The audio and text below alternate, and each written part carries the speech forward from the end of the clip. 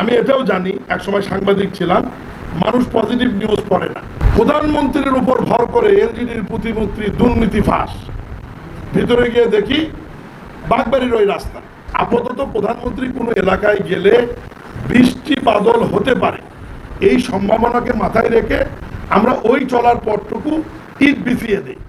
সংবাদপত্রের আপনাদের অবাধ স্বাধীনতা রয়েছে, এই স্বাধীনতার জন্য কারো মান সম্মানের হানি না ঘটে, এটা খেয়াল রাখবেন।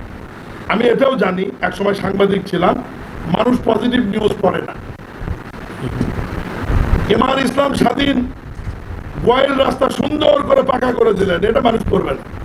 গোয়েল রাস্তা খাই খন্দকে ভরা, চলাচলের অযোগ্য, প্রশাসক অসহায়, এটা মানুষ জীবন দিয়ে পড়বে, ওরে সর্বনাশ। এটা বাস্তবতা। প্রধানমন্ত্রীর উপর ভর করে এলজিডির প্রতিমন্ত্রী দুর্নীতি ফাঁস, ভিতরে গিয়ে দেখি বাগবাড়ির ওই রাস্তা।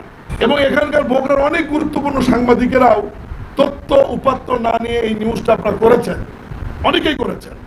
আমি ভাই আপনাদের কাছে বিনয়ের সাথে অনুরোধ করি, কোনো নিউজ করতে গেলে তথ্য উপাত্ত নিয়ে করবেন। যে রাস্তাটা নিয়ে আপনারা বারবার নিউজ করছেন, এই রাস্তাটি গত বছর আগস্ট মাসে বা পরবর্তী সময় ওটা ৮৬ লাখ টাকার টেন্ডার হয়ে গেছে, ঠিকাদার নিয়োগ আছে।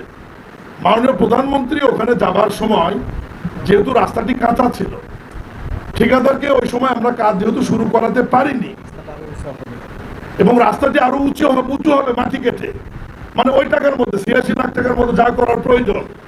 আপাতত প্রধানমন্ত্রী কোনো এলাকায় গেলে বৃষ্টি বাদল হতে পারে, এই সম্ভাবনাকে মাথায় রেখে আমরা ওই চলার পথটুকু ইট বিছিয়ে দিই বা খোয়া বিছিয়ে দিই বা রোলার দিয়ে রাস্তাটি সুন্দর করে দিই।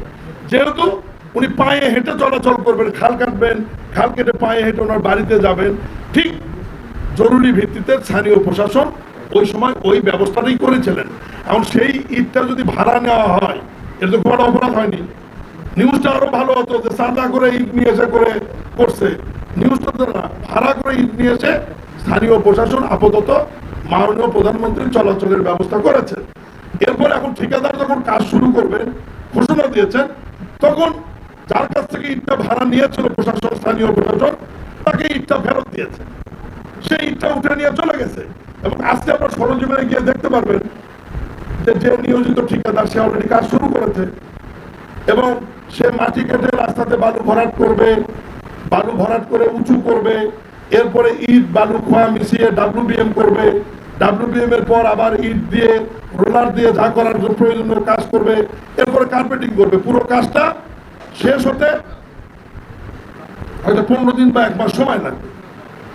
এই যে পুরো প্রক্রিয়া বা পুরো ঘটনা, যেটি প্রধানমন্ত্রীর কোনো কর্মসূচি হলে এই কর্মসূচিটা বাস্তবায়ন স্থানীয়ভাবে দেখভাল করে জেলা প্রশাসন